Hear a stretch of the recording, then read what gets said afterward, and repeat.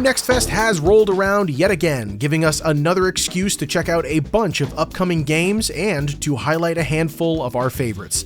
The whole crew, myself, Danny, Jeremy, Frank, and No Caps, have combed through the AI-encrusted garden of demos on Steam and are here to offer you 10 of the best that we played. Starting with a real freaky-looking point-and-click puzzler set in an underwater world. Here's one for all you fans of alien technology and marine biology out there. In Panthalassa, you play as the consciousness of an autonomous research submarine that's been transferred into the body of an unknown being after crashing into an underwater research facility. That's a lot to take in, I know, but the gist of the game revolves around you poking around a bunch of weird interfaces and machines to figure out what's going on. There are lots of puzzles that seem pretty cryptic at first, but the answers are hiding in plain sight. You've just gotta know where to look. To keep you company is some kind of virtual assistant named Tetra that provides sometimes helpful information, but is mostly there for moral support and comedic relief. You're probably gonna need them in order to escape, so be nice because, let's face it, this place is pretty bizarre. The visuals are what first got me hooked. Everything looks like it's been sculpted out of some sort of lo-fi clay, coated in a bit of alien paint for good measure. What made me stay was the feeling of being completely out of my element, this deep down in the ocean, and all the mysteries hinted at in the full game. If you're feeling up to diving in, Panthalassa will be released on May 18th. MIGHTREYA is an upcoming anime superhero character action game from a former Devil May Cry developer. You play as a content creator named Rhea, battling kaijus as your social media manager streams the action. You get supportive comments as you fly around, chaining big combos and switching up your tactics similar to DMC. You do less damage if you repeat the same moves, so the game encourages you to be varied in your action.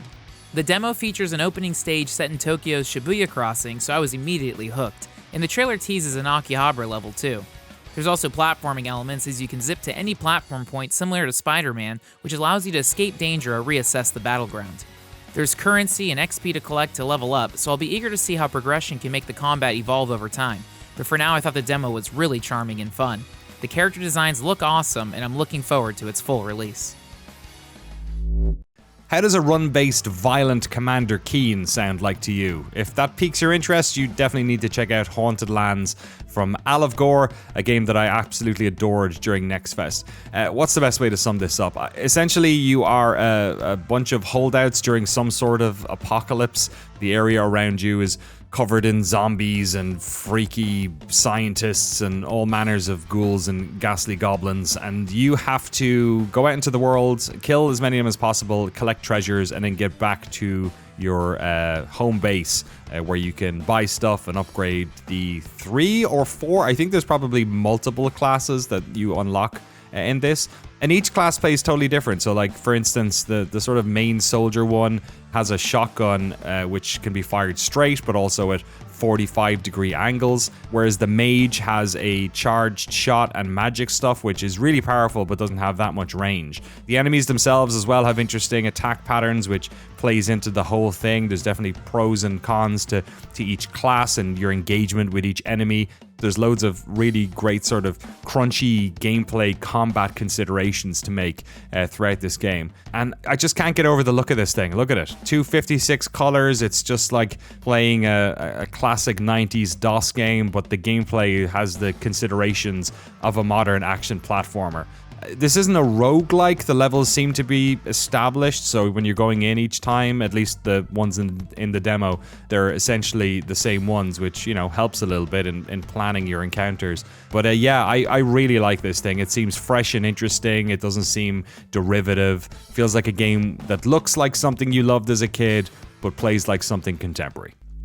Look, I'm not going to say much about this because the novelty of it is what makes it so interesting, but the demo for the dungeon experience is so funny. And like look, don't get me wrong, humor is incredibly subjective, so it's really hard to suggest someone spend time with something, because I thought it was funny. But man, I was laughing my ass off at this. It's juvenile and fourth wall breaking while also still feeling incredibly polished. Like, the game doesn't feel like a joke, it just is funny. Like, I'm just playing this sequence where I have to hide a guy with broken legs, so I don't spoil the stranger bits of the game. Like, there's a weirder thing that happens in the first 2 minutes of the game, but even this is like, it's fun. It's funny. I swear this is funny. It's also one of those demos that has demo exclusive content, or at least I assume it does. So it's worth checking out for that alone. Go check out the dungeon experience. Please do not tell me if you don't like it. It will hurt my feelings. I like this a lot, like an uncomfortable amount.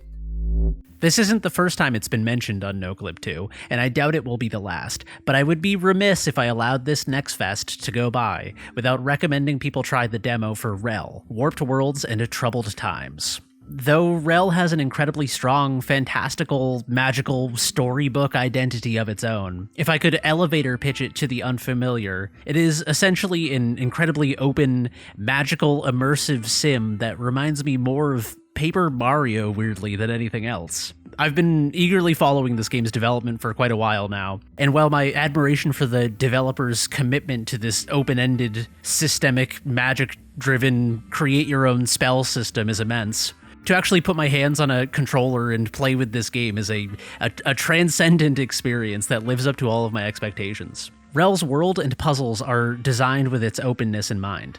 They are not bespoke lock and key solutions, other than the, literal locks and keys in this game, but instead are open-ended play spaces in which you can combine and mix and match spells in order to find your own solution. And doing this is bizarrely thrilling. In fact, I stopped playing this demo a bit before the end of it because I was having so much fun imagining all of the probably overly difficult solutions I could find to these puzzles that were probably intended to have, way simpler solutions.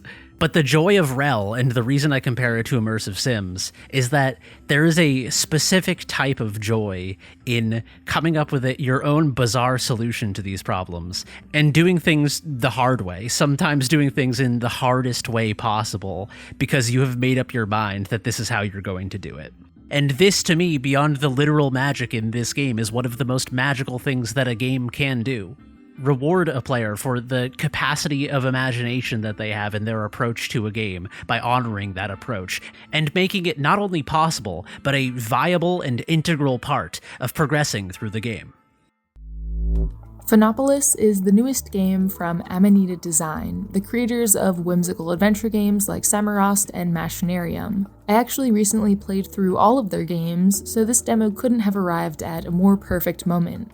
In it, you play as Felix, a regular guy living in a dystopian city under the oppressive regime of the Leader. When you acquire a pair of headphones that let you tune out the hypnotic commands spewing out of the loudspeakers, that's when you get into some trouble. You can interact with different mechanisms and objects in the city to cause chaos, escape from the authorities, and meet up with dangerous public enemies. Or these 3 old guys who seemingly don't want to hurt anyone. It seems that you enjoy the silence too, just like we do. I smell a conspiracy brewing. The game is gorgeous. Watching footage simply just doesn't do justice to the 12 FPS animation and all the little details you can find in the background, which were cut out of cardboard and hand-painted. The amount of love this developer puts into their art is just next level, and I can't wait to play Phonopolis sometime later in 2026. For the more GeoGuessr-inclined viewers out there, might I suggest a little Map, a game about maps. This delightful-looking third-person adventure game is not one about reaching a destination or managing your resources. Instead, Map is a game about maps, making maps to be specific.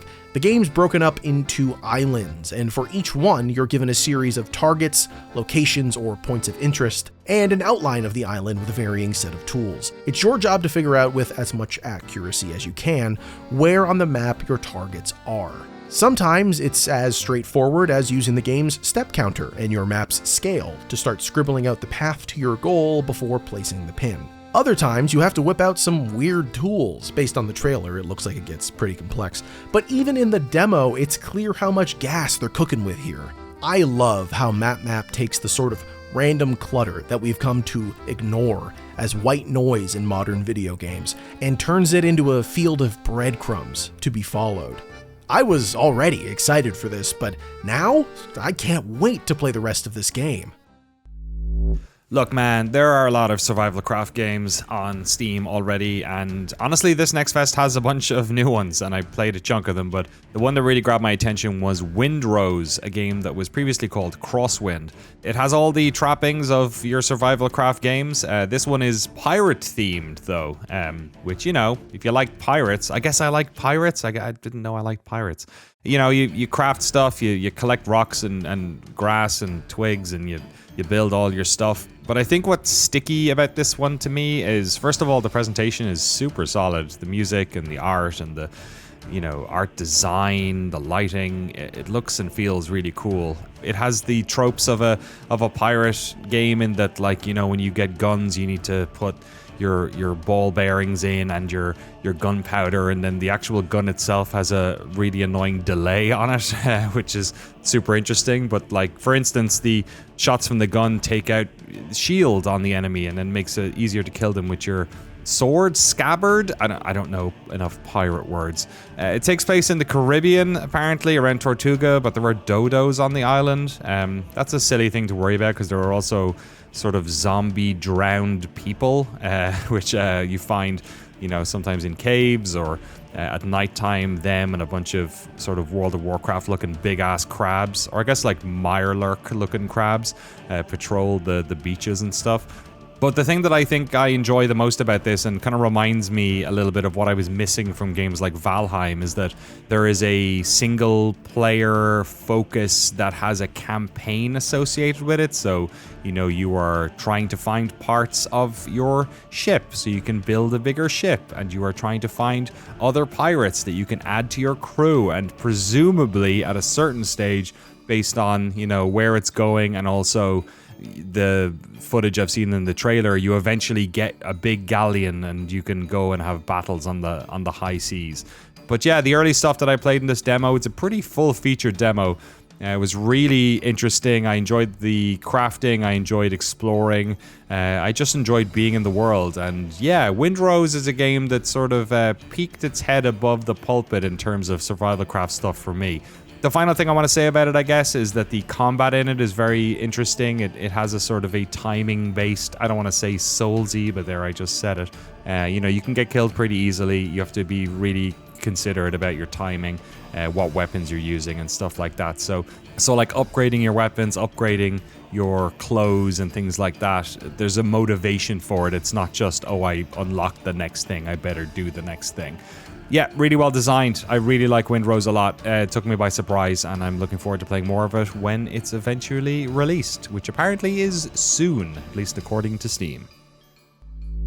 Subjectivation is a first-person horror game that tempts me to compare it to Silent Hill, but this comes with a heavy caveat that in most instances when someone compares something to Silent Hill, it's because that thing is shamelessly inspired by Silent Hill. But Subjectivation's comparison to Silent Hill is because I think it captures some of the same magic that Silent Hill does tonally and atmospherically. It delves into similarly murky and ambiguous and dreamlike surrealism. It has a meticulous and beautiful and austere, brutalist attention to detail in its textures. And it features this, like, unbelievably grinding, pulsating industrial music that would make Yamaoka proud. But even in this short demo, this surrealism and dreamlike imagery seems to be hinting at real emotional depth and thoughtful philosophical complexity. And so while little is revealed in its runtime, I've experienced more than enough here to say with confidence that this will be a memorable horror experience worth having. Playing CICADAMATA, one of the most stylish first-person speedrunning shooters I've ever seen, is what I imagine a caffeine overdose feels like. Its aesthetic could be loosely described as marathon if it was cooler, but that'd be an insult to how badass this game is. It visually assaults your eyes with a limitless array of mosaic effects, lines of text, and distorting shapes before asking you to triple jump and air dash your way through a loosely connected series of points in 3D space at the speed of sound, all while blasting various primitively constructed baddies to smithereens. It's one of those games that, after coming down off the adrenaline rush of your first run through a level, you realize not only that you could have done that faster, but that you didn't even know what fast really meant. This shit is like they digitized a Four Loko. During my time with the demo, as I continued to chase higher and higher spots on the leaderboard, a song played that activated the part of my brain responsible for managing my love of Neon White. And while I don't know that another game will ever be able to consume my every waking moment the way that one did, anything that gets close to that feeling is an A+ in my book. CICADAMATA is pure video games straight to the dome. And those are some of our favorite demos from this Steam Next Fest. I hope you found something cool that you maybe hadn't heard of before. There are links to all of the games that we've highlighted here in the description, so be sure to wishlist the ones that interest you, and maybe check out those demos while you've still got the chance. Also, let us know what demos you enjoyed from this event in the comments. I always look forward to seeing what games our viewers are into. Thanks so much for watching, and we'll see you in the next one.